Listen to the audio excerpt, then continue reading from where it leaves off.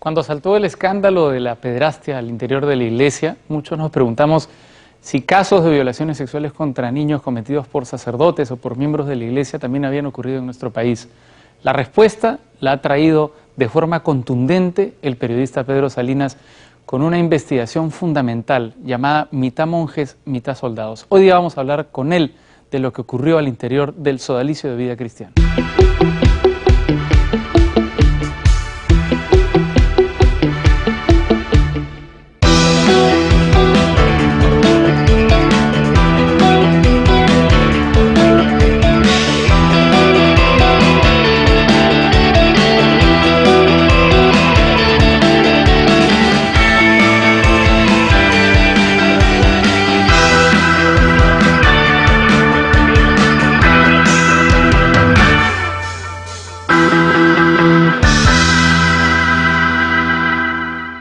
¿Qué tal? ¿Cómo están? Bienvenidos a Casa Tomada. Esta noche tengo el gusto de contar con un buen amigo, el periodista Pedro Salinas, que ha sacado hace poco esta bomba de neutrones llamada Mitad monjes, mitad soldados. Un libro que se centra en la congregación El Sodalicio de Vida Cristiana, que incluye serias denuncias de malos tratos y de abusos sexuales dentro de esta congregación que tiene cerca de 30 años de fundada, y de la que el propio Pedro ha sido parte. Él conoce muy bien la lógica del Sodalicio, conoce muy bien la historia de la fundación del Sodalicio, y a partir de su propia experiencia fue que comenzó a interesarse por el lado periodístico que tiene la historia de esta congregación, hasta sacar este libro. Pedro, bienvenido, gracias por acompañarnos. Gracias, Raúl, un gusto estar acá. ¿Cuándo llegaste tú al Sodalicio? ¿A qué edad? A ver, la historia es, trataré de hacerla corta. Yo tenía 16 años, estudiaba en el Colegio San Agustín, mis padres se acababan de separar, la familia se partió, se fisuró, y eso a mí me golpeó emocionalmente, como a cualquier chico adolescente, muchísimo. ¿Cuál fue mi reacción? Me convertí en un chico problema, problemas de conducta en el colegio, problemas de drogas, me desaparecía los fines de semana, mi vieja desesperada, mi viejo que me mandaba cartas porque, digamos, para tratar de ponerme en orden, me mandaban tíos para, ¿no? En fin, y de pronto me anuncia el director de disciplina del colegio, que era un cura español, franquista, que a mitad de año, en julio, me votaban. ¿Te votaban del colegio? Me votaban del colegio. Y bueno, el San Agustín tiene fama además de ser bien disciplinado, ¿no? Como colegio, sí. Por eso la palabra franquista está subrayada. Sí. Y nada, bravo, dije, no se lo podía contar a mi vieja, ni a mi viejo, ni a nadie, ¿no? Era como una pucha, ¿ahora qué voy a hacer? Sí. Y justo aparecen dos jóvenes de 20 y pocos años, que entran a trabajar a un departamento que se llamaba Orientación por el Bienestar del Educando, OBE, sí, que era una oficina que estaba ahí que nadie sabe para qué servía, ¿no? Pero después le dan la chamba a estos dos que todo el mundo creían que eran como psicólogos o algo por el estilo, y uno se llamaba Luis Capelletti, el otro Jaime Bertel, los dos jóvenes laicos, y entran a la clase de religión que, me acuerdo, conducía el padre Boyo, un sacerdote agustino, así se apellidaba, sacerdote agustino, al cual, pobre, o sea, de verdad que a mí me ha tenido harta paciencia, yo lo fastidiaba demasiado, y él agarra y le pide a Capelletti, porque yo había decidido no confirmarme, por mí la religión no me interesaba, mi viejo era ateo, mi madre católica, pero no practicante, jamás íbamos a misa. A mí la religión encima me aburría, ¿no? El tema de Dios me parecía una cosa etérea. La clase de religión yo me ponía a hacer caricaturas de la gente en mi clase, tirar papelitos, aviones, qué sé yo. No has cambiado nada, Salinas. No. Como esa dice un cambié. Bueno, y el cura le pide a Capelletti que me ponga primero en la lista, que me tiene que persuadir y que si es posible que me haga un exorcismo en toda regla, ¿no? Por supuesto, en tono de broma. Yo me mataba de risa. Bueno, y Capelletti se tomó el tema, ya. Y de pronto en las siguientes clases, estos patas de OVE tenían el poder o la potestad de sacar a la gente, a los alumnos de clase. Algo que... o sea, Maravilloso. Claro, que te saquen de una clase de física o de matemáticas, para mí, una maravilla, ¿no? Bueno, y la cuestión es que Capelletti me va haciendo la patería, ¿no? Y a mí me gustaba esta cosa de que me sacara de clase, irnos a caminar por ahí, conversar, y nada, entonces me convencen de ir al retiro, pero yo le dije, oye, me voy a aburrir. Me dijo, no, mija, no creas, o sea, no se te va a imponer el tema de Dios, van a haber conversaciones, dinámicas de grupo y qué sé yo, créeme que no te vas a aburrir. Bueno, me fui al retiro. Y efectivamente, el tema Dios, el tema religión, era casi un tema tangencial. Lo que primaban eran las dinámicas de grupo, y cada vez que entraban al tema religioso, enseñarte los sacramentos y no sé qué vaina, mira, era inmediatamente uno de ellos me sacaba a conversar para hablar de mí, la importancia de conocerse a sí mismo, ¿no? Y qué cosa quieres hacer tú con tu vida, y apelan a esa Ajá. sensación de insatisfacción, de que quieres hacer cosas grandes, importantes, ¿no? Y ellos comienzan a aparecer o presentarse ante ti como que con ellos Ajá. Ahora, vas a hacer esas cosas es grandes. bien curioso, ¿no? Porque esta capacidad de identificar al débil, al confundido y de deslumbrarlo, en el fondo es lo Sí. que hicieron contigo, ¿no? Sí. Terminado el retiro, nos plantearon a un grupo escogido a dedo, de diferentes clases de la misma promoción. En San Agustín había mucha rivalidad entre clases, eso es una característica que había en ese entonces en el colegio. Yo era de la D, los de la D no tragábamos a los de la A, nos llevábamos mejor con los de la C, en fin. Y aquí estábamos todos mezclados, entonces... Esa es una nueva versión de la lucha de clases. Más o menos, más o menos. Y la cuestión es que se plantea un grupo de perseverancia, y al principio el tema de Dios, otra vez, está como de refilón, pero no es el tema principal, ¿no? El tema son las dinámicas de grupo, las introspecciones, tu autopercepción versus la que tienen el resto. O sea, habían cosas que tú decías, pucha, qué bacán, nunca me había puesto a pensar en esto. Psicoanálisis, ¿no? El yo, el super yo, digamos, de alguna manera Digamos, aplicado o sea, a los retiros, digamos, ¿no? estás en una dinámica, Sí. o sea, no estás jugando fútbol, no estás saliendo a la calle a hacer palomilladas, no estás con tu enamorada, estás en este plan reflexivo sobre cosas que a ti te parecen súper profundas, trascendentes, y que tú dices, oye, mis además hay patas no piensan en eso, ¿no? Y además hay una sensación de inclusión, ¿no? Porque No, a ver, eres hay parte de un grupo, tu eres necesidad de aceptado por los pertenencia, mayores, ¿no? Sí. tu necesidad de significación, tu necesidad de reconocimiento, que en un adolescente de 16 años son inmensas, Claro. fuera de que yo, hogar disfuncional, mi viejo fuera, comienzan a ofrecerte figuras paternas, ¿no? Y te acogen, y hay afecto, y te sientes bien, ¿no? Y toda la actitud inicial de la captación es smile todo el tiempo, mira qué bacán la pasamos juntos, oye, vámonos al cine, bacán, vámonos al golfito, vámonos al bowling. Claro. O sea, oye, y estos patas son cristianos, Bacán, claro. bacán, ¿no? No es la cosa aburrida de ir a misa, tú has venido, no, tú ibas a la misa y era pues, alza la frente, una cosa Pero ese es un marcial. canto. ¿no? Influenciados en canciones fascistas. Claramente. Sí, te puedo cantar el cara al sol, acá me lo prendo, todavía me lo sé de memoria. ¿Te de esa sabes el época. cara al sol? ¿El himno fascista? El Sodalicium tiene sus raíces en el fascismo de José Antonio Primo de Rivera, Ujú. La falange. el fundador de la Falange Española, que, aliado a Franco, se tiraron a la democracia en España Vamos a durante hablar la Guerra Civil. Vamos a hablar de la historia, pero en el siguiente bloque yo quiero terminar de pasar revista a tu historia personal, aunque sea en lo que nos permiten estos 15 minutos. ¿Cuándo escuchaste por primera vez la palabra sodalicio? Ahí, en el San Agustín, cuando estaban a punto de botarme del colegio, y fui a este retiro, porque dije, ¿y ustedes quiénes son? Somos un grupo joven que se llama Sodalicium Christiane Vitae, que era el nombre en latín, que ahora lo han cambiado o castellanizado, y la gente lo reconoce como Sodalicio de vida cristiana, ¿no? Y yo dije, al principio no me salía ni la palabra. Y dije, ¿qué es eso? ¿No?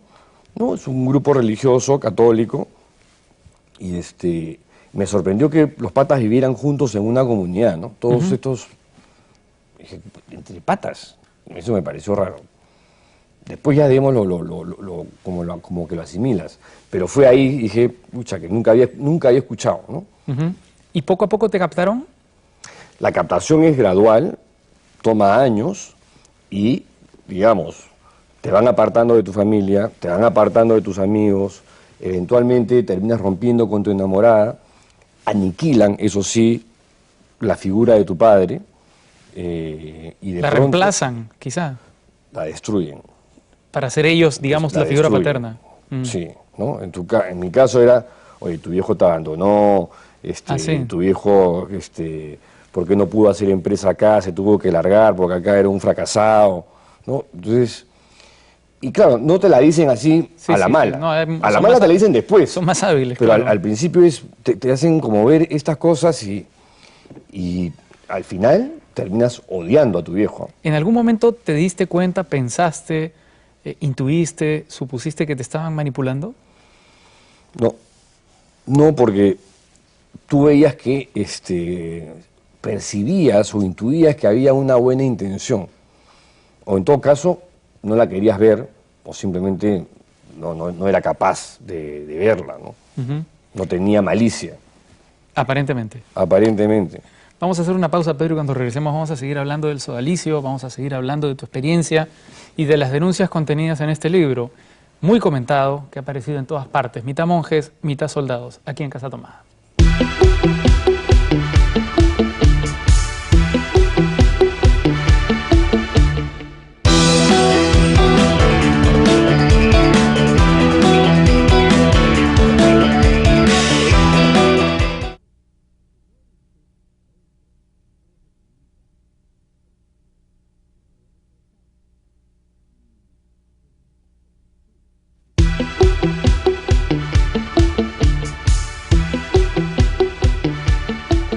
Estamos de vuelta aquí en Casa Tomada con Pedro Salinas, autor de Mitad monjes, mitad soldados. Pedro, nos estabas contando tu propia experiencia dentro del sodalicio.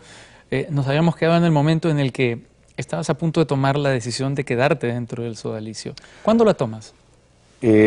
Cuando llego a quinto de media, ¿no? Y ya prácticamente cuando miras hacia atrás, te has distanciado de tu familia, de alguna manera ya no te has distanciado de tus amigos más cercanos y tus nuevos amigos los ves en realidad como gente que puedes captar para el movimiento. Estaba rompiendo con mi segunda enamorada, porque por un momento tuve una duda, en fin. Hay un momento en el cual tú miras para los costados, miras para atrás y lo único que ves es sodálites, ¿no? Y ya vives dentro de, en tu cabeza todo es sodalicio. Definitivamente hay un trabajo de lavado de cerebro, de formateo mental, que se da como en muchas sectas, porque el sodalicium de esa época, de los años 80, que es la época en la que yo estuve, era una organización de características sectarias por donde las mires. ¿Cuántas personas con lo una integraban? influencia fascista bien clara. ¿Cuántas personas lo integraban en ese momento? Mira, en esa época, no sé, seríamos 50, 70. Yo me acuerdo que terminé el retiro, terminamos en un segundo piso del Colegio Champañá, donde había, o hay todavía, una pequeña capilla que tiene un aforo para, eso, 50, 60, 70 personas paradas, ¿no? Y me impresionaron ahí los cantos marciales, las misas eran como largas, pero las homilías eran como Mel Gibson, digamos, haciendo una arenga a toda su gente, como William Wallace, ¿no? Sí, sí. Y duraban tanto que hay gente que se desmayaba. ¿En serio? Se caían, sí, se caían, desmayados. ¿De agotamiento o de éxtasis? No, me imagino que de agotamiento, de estar parado, porque las misas duraban como hora y pico. Ajá. Lo más alucinante era que a veces la gente se caía y si estaban cantando, miraban así de reojo y no lo recogían al pata. Hasta que ya al rato alguien se solidarizaba con el pata y, ¿no? lo levantaba y lo reanimaba. Pero esas cosas raras parecían... Y toda esta inspiración marcial, esta inspiración fascista, ¿de dónde proviene? ¿Tú has rastreado esta parte de la historia? Bueno, a ver, Luis Fernando Figari era... tenía una inspiración josé antoniana muy marcada. Yo no he visto eso, pero digamos, varios de los testimonios que conocieron a Luis Fernando en los tiempos aurorales del sodalicium relatan que él tenía en su cuarto una foto muy grande de un señor que estos chiquillos no reconocían, no era Cristo, no era Jesús, era un pata con peinado con gomina, y que después se enteraron que era José Antonio Primo de Rivera, alguien del cual jamás habían escuchado hablar, y que era el fundador de Falange Española, sí, claro, que fue esta agrupación político-militar católica, ultraconservadora, que se alió con Franco, digamos, y pelearon en la guerra civil y se tumbaron abajo la democracia en España. El libro se llama Mitad monjes, mitad soldados, no porque sea una frase de Figari, la frase es justamente de José Antonio Primo de Rivera. Y toda esta cosa, esta mística que coctelea lo religioso con lo militar, está muy presente en el sodalicium desde sus inicios. Otra cosa más, Figari era de los que veía, ¿no?, videos de Hitler y de Mussolini. ¿En serio? Sí. Y a mí una vez me quiso prestar sus casetes con marchas nazis. ¿Con qué propósito los veía? Porque le gustaba... como oradores. Como oradores. Le gustaba, ahí cuenta un testigo que le gustaba más Hitler que Mussolini, no sé, pero era un poco, digamos, además cuando hablaba Luis Fernando, tú veías que efectivamente copiaba algunos gestos que le salían pésimos, ¿no? Porque Figari como orador era muy malo. Ya. ¿Cuánto tiempo estuviste en el sodalicio? A ver, yo me vinculo, como te contaba, mediados del 80, que era la época que me iban a votar. Al final no me votaron porque justo hubo un cambio de director de disciplina, pusieron a un laico, al profesor Pérez Vargas. Mira, ¿cómo será que me acuerdo de su nombre porque me salvó la vida? Gracias, profesor Pérez Vargas. Me vinculo ahí, entro al sodalicium en diciembre del 83, creo, y me voy el 20 de enero de 1987. Mira, todavía recuerdo la sensación de libertad, o sea, el tramo, porque me fui caminando desde las casas de formación de San Bartolo hasta la carretera, como cada paso que daba era... Porque salirte es un ligero. Trauma. Es que salirte es un trauma. Claro. O sea, no es que... Bueno, es que pierdes a tu familia, ¿no? O sea, pierdes esto que ha sido tu seguridad. Estás con el cerebro lavado, claro, estás formateado. ¿Tú has visto a estos musulmanes que se ponen una faja con explosivos? Sí. Talibanes. Sí. Eso eres. En eso te conviertes. O sea, yo he sido un fanático. Ajá. He sido un fascista, he sido un facho agresivo, cristiano, bajo el ropaje de la cosa religiosa, pero yo he sido un fascista violento en mis maneras de aproximarme a la gente y de reclutar gente, ¿no? Como lo era Figari, y tú lo ves. Métete a ASI Prensa, que es la agencia católica de informaciones que dirige el sodalite Alejandro Bermúdez, sí, y métete a ver sus tweets. Cómo trata a la gente que piensa distinto a él. Sí, sí, es bien piadoso, ¿no? O sea, no es que discrepa, y, oye, no, pienso distinto, no, dice, oye, descerebrado, ¿no? Oye, gusano de no sé dónde, oye, cucaracha, oye... Y el tipo es de los antiguos del sodalicio. Claro, claro. O como Erwin Scheug, otro digamos, que es tiene bien curioso, el perfil que yo tenía. Es bien curioso, ¿no? Quiero hacer una pausa, sí, un pequeño paréntesis en la historia que estás contando para reflexionar sobre eso que acabas de decir. ¿Cómo es que hay un momento en el que las personas que participan de estas organizaciones religiosas, inspiradas, digamos, en la doctrina católica, se olvidan de la doctrina católica, ¿no?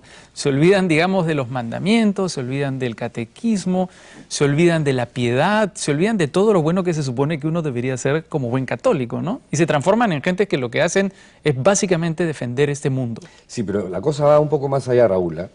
Estamos hablando de una organización que ha sido hecha a imagen y semejanza de Luis Fernando Figari. El diseño, la concepción, el armazón, la arquitectura del Sodalicium está hecha para darle todo el poder absoluto a una sola persona, que es el superior general y en este caso fundador del movimiento, Ajá. Luis Fernando Figari, y que entendía la formación de sus sodalites, quebrando su voluntad, sometiéndolos, inculcando que la obediencia es la mayor virtud que puede tener un sodalite, el que obedece nunca se equivoca, la obediencia es la columna vertebral de la espiritualidad sodalite, el espíritu de independencia es muerte para la comunidad. Es un peligro, claro. El pensamiento único no se plantea como pensamiento único, pero, o sea, tú ves, o sea, yo veo un sodalite a 1 kilómetro y lo reconozco, ¿no? Por cómo se viste, por cómo camina, ¿no? Y si ya comienza a hablar, o sea, más rápido. Sí. Nada, te conviertes en eso, en un ser autómata, robotizado, intransigente, intolerante, que además crees que tú eres el poseedor de la verdad. Ajá. Y Figari cuando habla es el Espíritu Santo o el propio Dios que habla a través de él, ¿no? Entonces, la voz del superior es la voz de Dios. Tremendo. Y tú te la crees. Y tú te la crees. Y al aniquilar la figura de tu padre, aparecen estas figuras paternas que se convierten en tu director espiritual, el superior de la comunidad y el capo di tutti i capi, que es Luis Fernando Figari, ¿no? Tenemos que hacer una pausa, pero cuando volvamos quiero hablar de lo que viste dentro. Es decir, de aquello que ahora resulta escabroso, pero que a ti te pudo resultar natural en ese momento, para comenzar a hablar del libro a partir de tu propio testimonio. De acuerdo. Hacemos una pausa en Casa Tomada, regresamos con Pedro Salinas.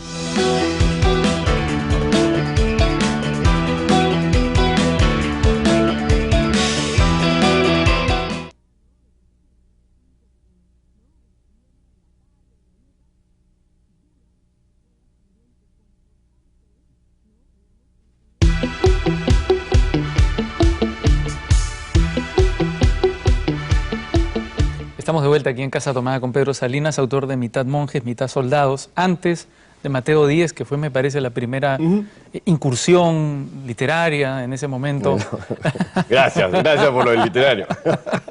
En el mundo del sodalicio. ¿Qué fue lo que viste dentro de la congregación estos 7, 8 años que viviste ahí, que ahora miras y que te puede parecer repulsivo, sorprendente, excesivo? A ver, como te comentaba, yo entré en diciembre del 83, cuando estaba todavía en el colegio, en quinto y media, y me fui en enero del 87, y en comunidades viví 2 años y medio. Ajá. Y me tocó la mala suerte en ese momento era la buena suerte, de formar parte de la primera generación, de la primera hornada que entraba a inaugurar las 2 casas de formación en San Bartolo, que eran Nuestra Señora de Guadalupe, que estaba frente a la isla, al costado de una especie de peña, y Inmaculada del Rosario, que era una casa que estaba al inicio en la playa sur, digamos. La playa de los tablistas es la playa norte. La playa sur es una playa tranquila. Y nada, yo estuve ahí 1 año completo, después me mandaron a Arequipa, y en el ínterin he estado en otras casas por tiempos cortos, una casa en la Avenida Brasil, donde hice mi prueba antes de entrar a San Bartolo por 2 meses, y he estado también en una casa en Barranco por algunas semanas.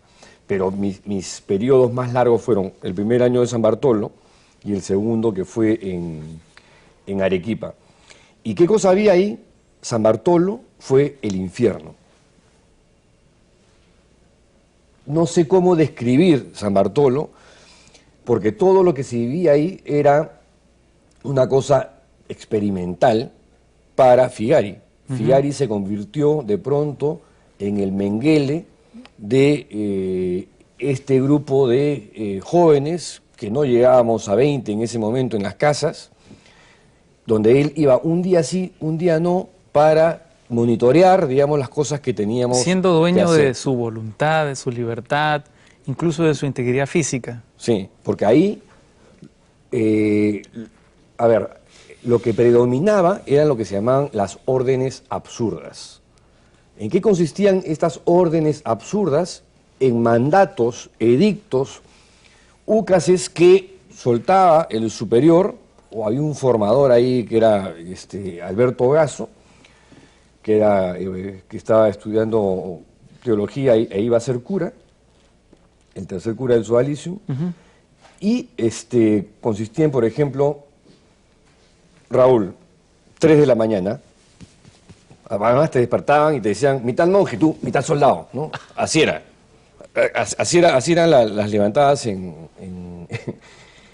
todas las comunidades sodalites, pero en esa época casi todo se inventó ese año en San Bartolo, el tiempo que yo estuve. Entonces, por ahí venía el superior y te decía, 3 de la mañana, Raúl, tú, mitad monjes. No. Ponte ropa de baño, agarra un papel, un lapicero, y te vas nadando hasta el último bote, a ese que dice Santa Rosa o como se llame, pero todos los botes tienen nombre. Te vas nadando, no se puede mojar el papel, no se puede mojar el lapicero. Yo no sé cómo haces, pero te subes al bote, escribes lo primero que se te ocurre y regresas con tu papel y el lapicero sin mojarse y me lo dejas en mi mesa de noche. Te pones pijama y nada. ¿Esa te la estás inventando o es...? Eso me pasó a mí. Eso te pasó a ti. Claro. No, o sea, eso me pasó a mí. Acá hay más historias totalmente distintas. Yo te cuento las que me pasaron a mí. Ajá. O, por ejemplo, llega un día Figari con un sodalite aspirante que quería entrar a vivir en comunidad y en una de las casas donde estaba yo, agarra Figari, nosotros ya teníamos meses ahí, ya estábamos bien curtidos. Agarra y le dice, oye, tú para entrar acá tienes que ser macho, tienes que ser hombre, o sea, tienes que tener cojones, no puedes ser una hembrita, o sea, digamos, no... A ver, el lenguaje de Figari era súper procaz, además de sexual, o sea, acá estoy hablando, digamos, lenguaje para niños, digamos. Y de pronto agarra y le dice a uno, Rafael, tráete de la cocina una vela y los fósforos. Era la época del terrorismo, teníamos apagones de vez en cuando en la playa, en San Bartolo. Entonces sale Rafael con la vela, los fósforos, prende la vela y le dice, Daniel, ven para acá. Daniel Murguía, que fue el primer pederasta empallado en el 2007 por la prensa. Le dice, remángate la manga y pon el brazo bajo la flama. Y Daniel, sin inmutarse, y fíjate, suficiente. Pedro, ven para acá. Cara de póker, porque digamos, sabíamos cuál era la idea de Figari, era apantallar a este pata, ¿no? Tú quieres entrar acá, mira de lo que son capaces mis sodalites, ¿no? Yo agarré, me remango la manga y pongo el brazo bajo la vela que Figari mantiene. Pasaban los segundos y yo dije, me dará pues el mismo tiempo que le dio a Daniel, que fue más o menos rápido, ¿no? No, en mi caso comienza a aparecer una ampolla, o sea, es como que metes un huevo a la sartén y ves eso, ¿no? Una cosa circular que va creciendo, rojo, o rosado, y después se va volviendo todo rojo, y yo te lo juro que el dolor era así, intenso, y además era notoria la cosa, y recién Luis Fernando dice, ya, suficiente. Dice, ya, anda a lavarte. Y me fui al baño y a la cocina y por supuesto con el agua helada. Pero ¿no? eso es la destrucción de la autoestima. Ese día Figari acuñó la frase, el dolor es ilusión, ¿no? Que que yo mismo me acuerdo, escribí en un afiche gigante, porque a veces ponías los lemas que nos regalaba Figari en sus visitas, que todos supuestamente Son momentos de apreciábamos. sabiduría. Ajá. Sí. No, además había la costumbre de que cada vez que iba Figari, que era, como te digo, un día sí, un día no, al momento de retirarse, tú te ibas a tu cubículo a apuntar qué reflexiones extraías de la visita del fundador, ¿no? Porque él era de los que decía, son pocas las órdenes religiosas en el mundo que tienen a su fundador vivo. Y ustedes son parte de la primera generación hasta que yo me muera, ¿no? Entonces un poco... Eran afortunados. Exactamente. Aprendan de mí, sáquenme el jugo. O sea, él se creía un santo, un sabio. Un iluminado. Se cree todavía, ¿no? probablemente. Probablemente. El culto a la personalidad de Figari, mira, era así, stalinista, hitleriano, era fascista. Claro. Fascista por donde lo mires. Él llegaba y decía, quiero una cola inglesa. Cola inglesa no existe, ¿no? ¿De dónde voy a sacar una cola inglesa? Si no había cola inglesa, le caía un castigo, pero de esos así horribles, al pata que estaba encargado de las compras de la casa. Que nada más encima teníamos poco presupuesto, poca plata, en las casas de Ray había mucha austeridad. Sin embargo, por ahí Figari decía, bueno, me voy a España un mes, me voy con Germán, se iba. O con Alfredo Garland, que era el otro, ¿no? ¿Cómo puede ser que con eso que estás describiendo tú, el germen del sodalicio que has descrito como algo también muy pequeño al comienzo, Sí. creciera, adquiriera las dimensiones y el poder económico que ha terminado adquiriendo? ¿Cómo sucede eso? No lo sé, debemos saber. El target es ¿Tú crees que la sociedad peruana es un campo fértil para una sí, organización de ese tipo? como la sociedad santiaguina para el Opus Dei, Legionarios de Cristo y otros por el estilo, y el Sodalicium, que también ha entrado. O la mexicana para los... O la mexicana con los Legionarios de Cristo. América Latina tiene esta predisposición a confiar a sus hijos a la Iglesia Católica, ¿no? Y en este caso, el Sodalicium es uno de estos movimientos ultraconservadores, fomentados, propiciados, empujados por Juan Pablo II durante su papado y que se multiplicaron por todas partes. Comunione e Liberazione en Italia, focolares, neocatecumenales, legionarios de Cristo, el Opus Dei. El Opus Dei creció mucho, claro. El Opus Dei se convierte en prelatura personal con Juan Pablo II. Exacto, sí. Juan Pablo II quería movimientos muy parecidos al Opus Dei en todas partes del planeta para pelear contra el marxismo, que en ese momento se traducía en la teología de la liberación.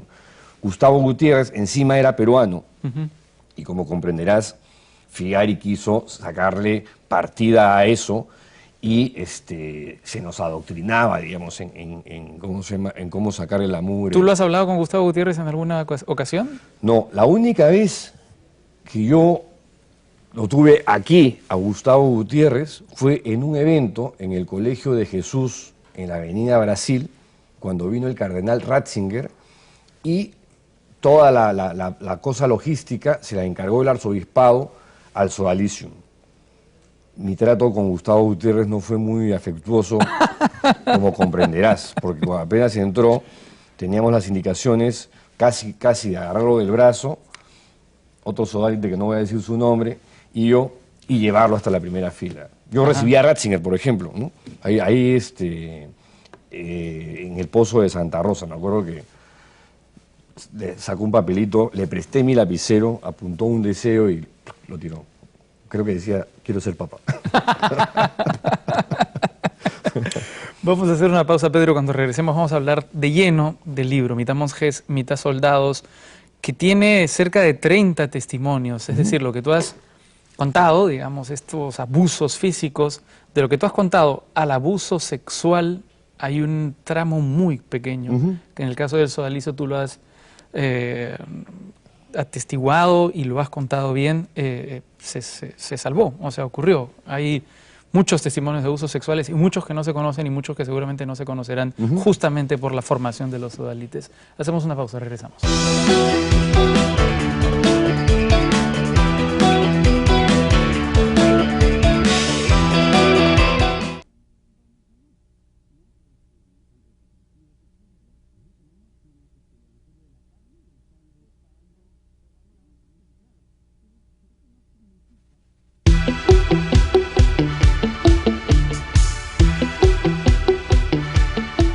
Estamos de vuelta aquí en Casa Tomada con Pedro Salinas. Pedro, lo que tú has descrito es terrible en términos físicos y de lo que tú has descrito a los abusos sexuales hay un pequeño paso, que en el caso del sodalicio se dio.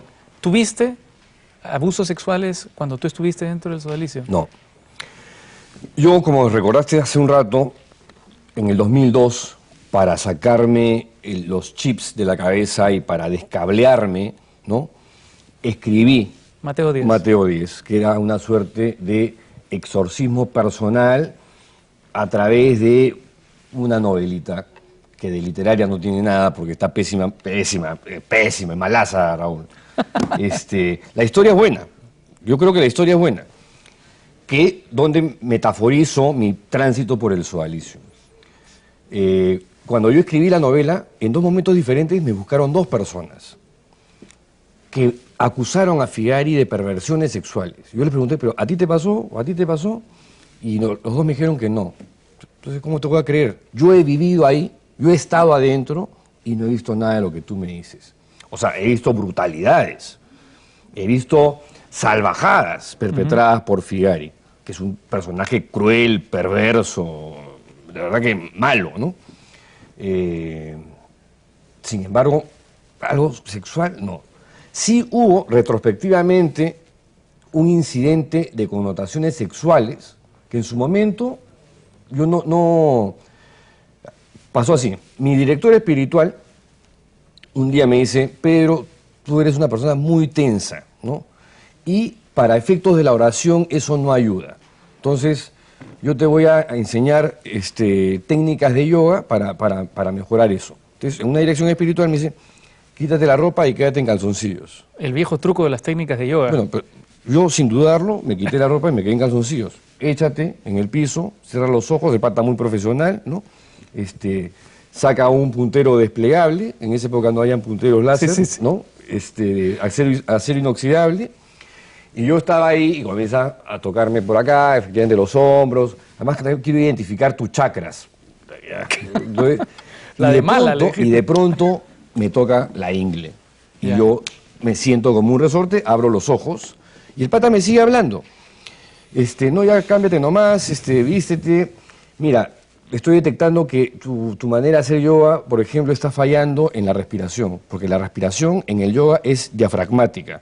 Te voy a alcanzar acá, te voy a prestar un libro mío de 10 técnicas de yoga cristiano. Entonces, lo que yo pensé que era un incidente raro, ¿no? Dije, este pata, ¿por qué me toca ahí?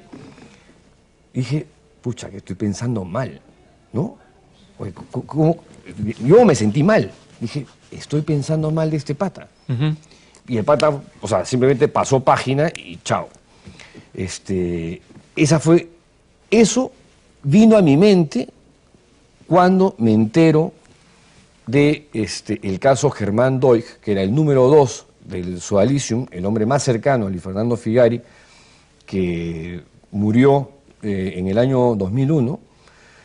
Cuando pasa lo de Germán, y me entero por la propia víctima de cuál había sido la técnica de seducción de Germán, que era también a través del yoga, recordé ese incidente. E inmediatamente llamé a mi hermano, que él sí era dirigido espiritual de Germán. Él vive en Buenos Aires y lo llamé, ¿no? Le digo, oye, Jorge, me acabo de enterar de esta cuestión de Germán. Y mi hermano, como yo, que también me puse negacionista, no, Germán, no hay forma. O sea, porque Germán era un tipo carismático, era un tipo bacán. O sea, todos los sodalites queríamos ser como Germán. Germán era el modelo sodalite, no Figari. Ajá. Me dice, no, yo digo, créeme, porque he hablado con una persona que me ha dicho que ha sido víctima de Germán, me ha dicho el cómo, cuándo, que es una experiencia bien dura como entrevistador y que narro en la introducción del libro. Porque fue de verdad como experiencia, sí, una cosa inenarrable y muy fuerte. Él se puso a llorar frente a ti, recuerdo. Sí, leído, ¿no? Sí. Y mi hermano me dice, le digo, pasó alguna vez una cosa rara, acuérdate. Bueno, una vez efectivamente me dijo para hacer yoga, ¿no? Y y me quedé en calzoncillos. Y en un momento, cuando ya me dijo, ya vístete, me dijo, no, pero mi hermano dice, oye, ya me puedo cambiar. Sí, pero ¿por qué no te dejas un ratito los calzoncillos para ver cómo está la cosa por ahí abajo? Y mi hermano se bajó los calzoncillos, Germán se le quedó mirando, subió los calzoncillos y ya, como si no hubiera pasado nada. Me dijo, pero sí, o sea, Claro, pero fue es que, raro. no, es que, digamos, después de tantas órdenes absurdas. Por eso. Es normal, exacto, exacto. Buena, Raúl, porque todo el mundo te dice, oye, a ti te piden que te quedes en calzoncillo y tú atracas. Yo ya tenía 17 años, o sea, pues, tú eres tarado, qué cosa, ¿no? No, lo que pasa es que tu director espiritual es tu papá, es la persona que quiere lo mejor para ti, es tu mentor, tu tutor, digamos, tu mejor amigo, la persona en la que más confías, la persona que está buscando para ti la santidad, la perfección, el pata que te aconseja. O sea, eres incapaz de dudar de cualquier atisbo de maldad en la otra persona. Acto seguido, me voy donde José Enrique Escardó, quien fue el primer denunciante de los abusos físicos del sodalicio. Del que se rieron mucho en el momento que sí, hizo las le dijeron denuncias. loco, le hicieron fama de loco en el sodalicio. Y José Enrique, en las 5 crónicas que él cuenta en la revista Gente, de todas de abusos físicos y maltrato psicológico, que son las que yo también cuento en Mateo 10, solamente que en forma novelada, él sí acusa con nombre y apellido. José Enrique, ese tiene una historia también con Germán. Le dice, oye, tú sabes que vas a entrar a San Bartolo, y en San Bartolo la exigencia física es muy fuerte, entonces, nada, hay que prepararte, y quiero ver cómo está tu tonicidad muscular, así que sácate la ropa. Y José Enrique se queda en calzoncillos, se saca la ropa, y Germán comienza a palparlo, ¿no? Y José Enrique al principio lo toma, pues, como un entrenador de rugby, pues, también debe ser más o menos lo mismo con sus jugadores. Hasta que en un momento él siente algo extraño y le dice, oye, Germán, se siente incómodo, y dice, Germán, ¿ya me puedo cambiar? Y Germán, sí, ya cámbiate nomás, que no sé qué, efectivamente, todavía estás un poco fofo, necesitas hacer más planchas y, no sé, le da una serie de indicaciones para hacer ejercicios. Y José Enrique también dijo, pucha, que he pensado mal de Germán, ¿no? Bueno, cuando yo me reúno con la persona que hace la investigación al interior del Sodalicium y destapa lo de Germán Doig, que es, curiosamente o paradójicamente, no un sodalite, sino una fraterna, que es la rama femenina del Sodalicium, Rocío Figueroa, que es la heroína de la historia, cuando me cuenta más cosas de las que ya me había contado Francesco, que es la víctima de Germán, atamos cabos. Y digo, oye, o Germán se la contó a mi director espiritual, o mi director espiritual se la hizo a Germán, o alguien que está por encima de ellos se la hizo a los dos. El único que estaba encima de ambos era Luis Fernando Figari. Y ahí recordé a las 2 personas que me buscaron en el año 2002 y yo no les di crédito, no les hice caso, y que les he pedido públicas disculpas tanto en el libro como el día de la presentación del lanzamiento de Mitad Monjes, Mitad Soldados, porque tenían razón. A partir de ahí comencé a buscar víctimas de Figari y las encontré. ¿Cuántas víctimas encontraste de Figari? 3. 3 víctimas de Figari. En total, ¿cuántas víctimas de abusos sexuales has encontrado dentro del sodalicio? En el libro hay 5. 3 que acusan a Figari, una que es víctima de Germán Doig y otra que es víctima de Jeffrey Daniels, conocido como el apóstol de los niños, y que terminó siendo un depredador sexual serial de chiquillos y que el Sodalicium encubrió por lo menos durante un año en San Bartolo, que lo tenían escondido en una casa y le permitieron el tránsito luego para irse a Estados Unidos, donde radica actualmente, porque él tiene nacionalidad norteamericana. Ahora, hay más casos que he encontrado. Pero que no puedes incluir. Pero que lamentablemente no puedo mencionar a estos pederastas que se me han escapado, porque los testimonios, al final, por más intentos míos de persuadirlos para que hablen, y poniéndoles, guardando la reserva de sus nombres, no quisieron, en algunos casos, y otros me pidieron, que ya estaban en el libro, me pidieron hacia el final que lo sacaras. que lo sacara. Y bueno, yo he respetado eso, pero sí, hay más. Hay más, o sea, no es una cosa aislada. Yo he conocido a Daniel Murguía, he conocido a Jeffrey Daniels, he conocido a Germán Doig. O sea, he visto cómo esta gente que entró con la mejor intención de querer transformar las cosas, de querer transformar el mundo, con el tiempo se ha malogrado. ¿Por qué pasa eso? Porque la institución te lleva a esa cuestión. El abuso del poder te lleva al maltrato psicológico, que es en realidad uno de los daños que más permanecen.